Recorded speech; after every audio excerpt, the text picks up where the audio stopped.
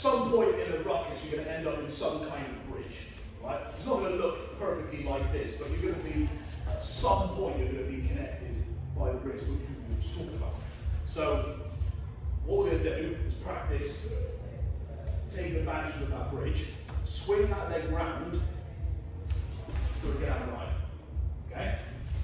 The reason we're going to do it with the leg back round is I don't want you just all about strength. I don't want you to use strength to pull Finley down, because that's, we're talking about arm wrestling, right?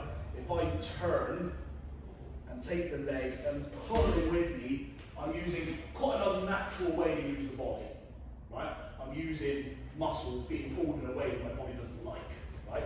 So what I'm going to do is I'm going to do a little jerk and pull, but I'm going to step around it, right? So we talked before about I could either use my weight or their weight.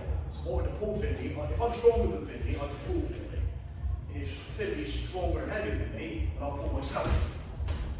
Right, same move, but the trajectory is different. So this is what I'm doing. Instead of pulling me, I'm going to pull myself. Okay? And look where I am. Taking it back.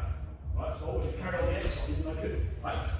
But we're going to carry on what the Kata's doing. Okay? So, boom. I'm going to strike him in the back of the head. Right? If I'm clever, I can actually, if I catch him on the jaw, turns his jaw, which is going to help me out with the next bit.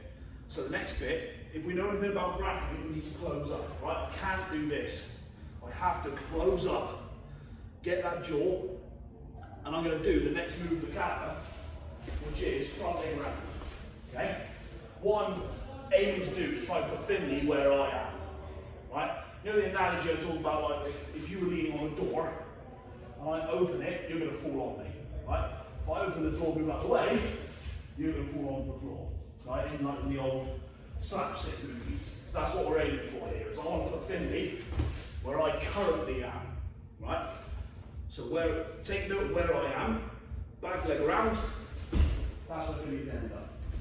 Okay? The reason I'm grabbing his chin is because Sun Tzu says if you take down the general, the army will follow, right? He talked figuratively and literally.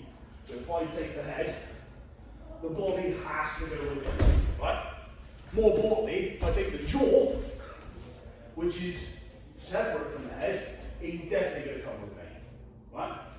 If I take away some of his senses, that's going to help as well. So if I'm feeling particularly mean, and I want to really sort of master, like try and jam some fingers in his eyes, he is going to be completely compliant. He's going to be putty in my hands, right? Bang, like that. I'm keeping him close, I'm keeping him close to me, right? I step out of the way. See, remember we were talking about prep work? Right, look at it at the moment. Right, what I'll do is go out of the way, he's going to fall over. So what I do?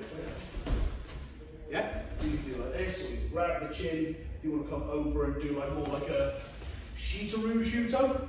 So you can do something like that, where you sort of lock around the head. But the important thing is don't use strength. Don't start doing stuff like this. Once you've done that, just get out of the way.